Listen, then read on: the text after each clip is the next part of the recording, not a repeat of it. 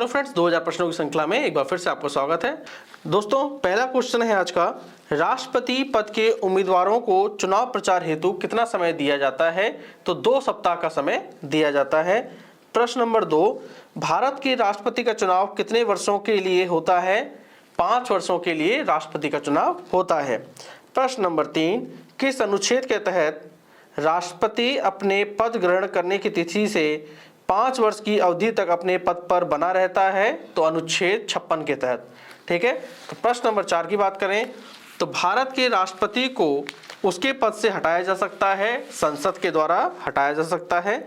प्रश्न नंबर 5, राष्ट्रपति पर महाभियोग का आरोप संसद के किस सदन द्वारा लगाया जा सकता है? सदन के किसी भी सदन द्वारा, चाहे वो लोकसभा हो चाहे राज्यसभा।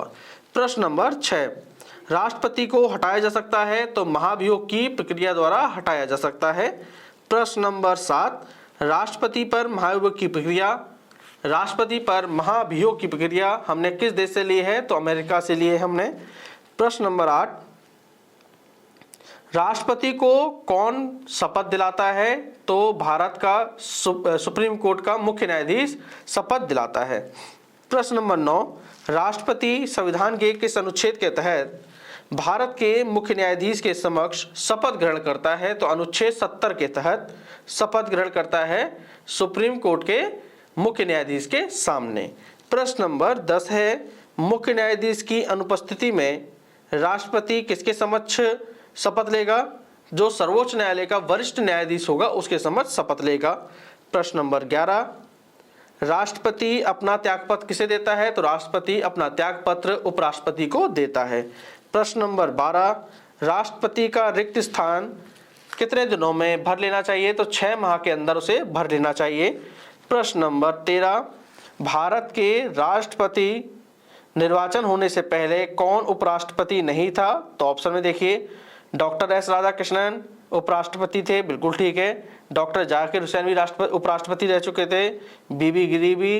केवल ज्ञानी जैल सिंह जो थे वो उपराष्ट्रपति नहीं रहे थे, राष्ट्रपति रहे थे। प्रश्न नंबर 14 है, सबसे लंबे समय तक भारत के राष्ट्रपति कौन रहे? तो डॉक्टर राजेंद्र प्रसाद। प्रश्न नंबर 15, किस राष्ट्रपति की मृत्यु कार्यकाल पूरा होने से पहले हो गई थी? तो डॉक्टर जाकिर हुसैन की मृत्यु उनके कार्यकाल होने से पहले ही हो गई थी। प्रश्न नंबर 16 है, किसकी नियुक्ति भारत का राष्ट्रपति करता है? ऑप्शन दिए, भारत का महान्यायवादी, बिल्कुल ठीक है, इसकी नियुक्ति राष्ट्रपति करता है। एक राज्य के राज्यपाल की नियुक्ति, बिल्कुल सही है। नियंत्रक एवं महालेखा परीक्षक, तो देखिए महान्यायवादी हो गया, राज्यपाल हो गया और आपके नियंत्रक एवं महालेखा परीक्षक, इन तीनों की नियुक्ति ही राष्ट्रपति करता है। प्रश्न नंबर 17, किसने उच्चतम न्यायालय के मुख्य न्यायाधीश तथा कार्यवाहक राष्ट्रपति दोनों ही पदों को सुशोभित किया है? तो उनका नाम है एम हिदायतुल्लाह। प्रश्न नंबर 18, राष्ट्रपति लोकसभा में किन 2 सदस्यों को मनोनीत कर सकता है?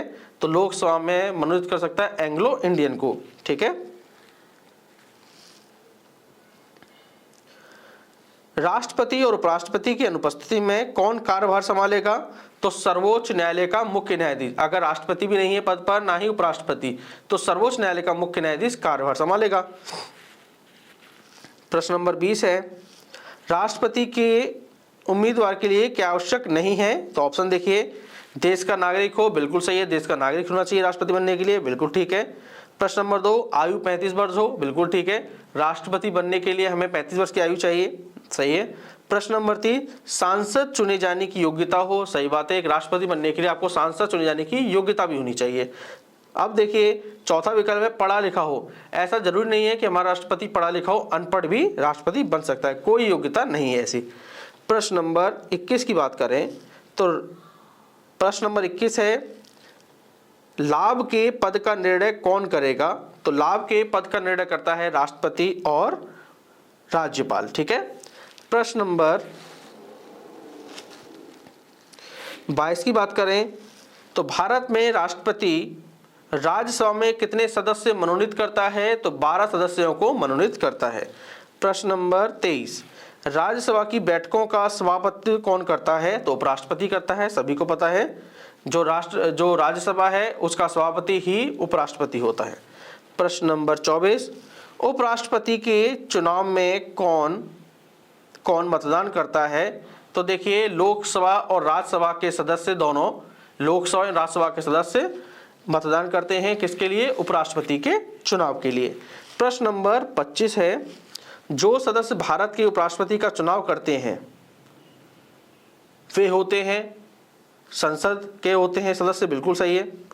प्रश्न नंबर 26 है, उपराष्ट्रपति के पद की गोपनीयता की शपथ कौन दिलाता है? तो उपराष्ट्रपति को शपथ दिलाता है राष्ट्रपति। प्रश्न नंबर 27 है, मैग्सेस पुरस्कार से सम्मानित पहले व्यक्ति या पहले भारतीय कौन है? पहले भारतीय हैं विनोबा भावे।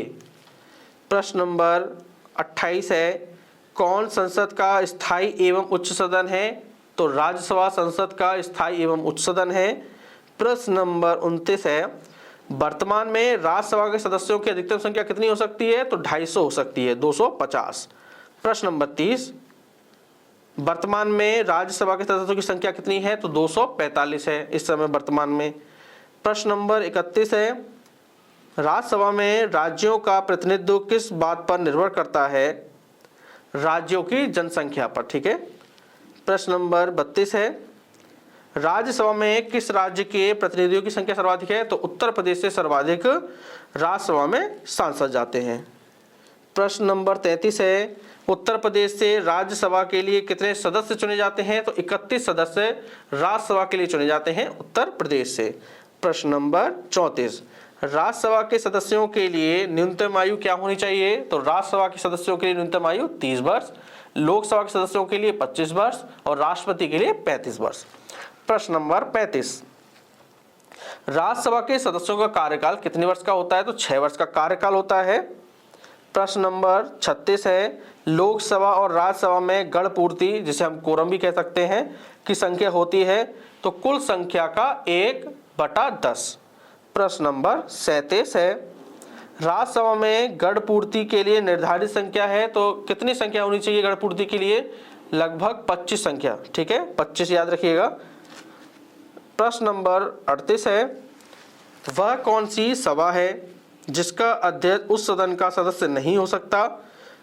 तो जो राज्यसभा का अध्यक्ष या सभापति होता है उस सदन का सदस्य नहीं हो सकता है। प्रश्न नंबर 39 की बात करें तो राज्यसभा द्वारा लोकसभा को धन विधेयक कितने समय में लौटा देना चाहिए? तो 14 दिन के भीतर उसे लौटा देना चाहिए, ठीक है। राज्यसभा के लिए नामित प्रथम फिल्म अभिनेत्री कौन थी? तो उनका नाम था नरगिस दत्त। प्रश्न नंबर 41, कौन सा हिंदी साहित्यकार राज्यसभा का सदस्य था? तो राज्यसभा का सदस्य था रामधारी सिंह दिनकर। प्रश्न नंबर 42 है, राज्यसभा की सर्वप्रथम बैठक कब हुई? तो राज्यसभा की सर्वप्रथम बैठक हुई थी 3 अप्रैल 1952 को। प्रश्न नंबर है 43 है, मूल संविधान में लोकसभा सदस्यों की संख्या कितनी निर्धारित की गई थी? तो 525 निर्धारित की गई थी। प्रश्न नंबर 44 है, लोकसभा की अधिकतम सदस्य संख्या कितनी हो सकती है? तो 552 हो सकती है। प्रश्न नंबर 45, वर्तमान में लोकसभा के कितने सदस्यों को राज्य की जनता सीधे निर्वाचित करती है? तो 530 याद रखिएगा, राज्य की जनता की बात हो रही है, ठीक है, तो 530। प्रश्न नंबर 46, राष्ट्रपति आंग्ल भारतीय समुदाय के कितने प्रतिनिधियों को लोकसभा में मनोनीत कर सकता है? तो 2 सदस्यों को मनोनीत कर सकता है और भविष्य में इस पद को खत्म कर दिया गया है, याद रखिएगा। प्रश्न नंबर 47, लोकसभा में राज्यों को किस आधार पर सीटें आवंटित की जाती हैं? तो जनसंख्या के आधार पर लोकसभा की सीटें आवंटित की जाती हैं। प्रश्न नंबर 48 है, वर्तमान लोकसभा में प्रत्येक राज्य के लिए स्थानों का आवंटन निर्धारित है? कौन सी जनगणना के आधार पर? 1971 की जनगणना के आधार पर, ठीक है। प्रश्न नंबर 49 की बात करें तो लोकसभा में राज्यवार सीटों का आवंटन 1971 की जनगणना पर आधारित है, बिल्कुल ठीक है। अब पूछा है कि अब कब होगा, मतलब सीटों का निर्धारण कब होगा? अब 2026 में सीटों का निर्धारण किया जा सकता है। 2026 से पहले जैसे है वैसे ही रहेगा। प्रश्न नंबर 50 है, लोकसभा के एक निर्वाचन क्षेत्र कम से कम कितनी जनसंख्या का प्रतिनिधित्व करती है? तो एक निर्वाचन क्षेत्र में कम से कम 7.5 लाख लोगों का प्रतिनिधित्व करती है। तो 50 प्रश्न हमारे कंप्लीट हो गए हैं।